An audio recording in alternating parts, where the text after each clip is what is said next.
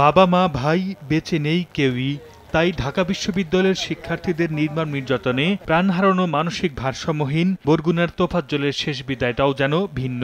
আমার ভাই তো খুব অসহায় ছিল, ভাতের অভাবে আছে, তারা কিভাবে হত্যা করছে। আমার ভাই ওর মতন এইরকমের ছেলে এলাকায় নাই, এইভাবে মানুষ মারে দেখার মতো না। ৮ বছর আগে বাবা, ৫ বছর আগে মা এবং ১ বছর আগে একমাত্র ভাইকে হারান তোফাজ্জল। পরিবারের সবাইকে হারিয়ে মানসিক ভারসাম্য হারানো তোফাজ্জল ছিলেন ভবঘুরে।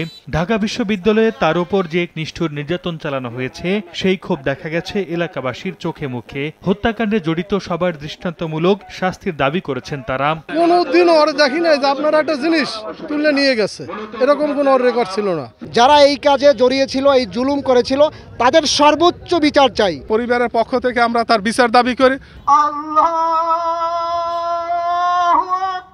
শনিবার সকালে জানাজা শেষে বাবা মা আর একমাত্র ভাইয়ের কবরের পাশে দাফন করা হয়েছে তোফাজ্জলকে।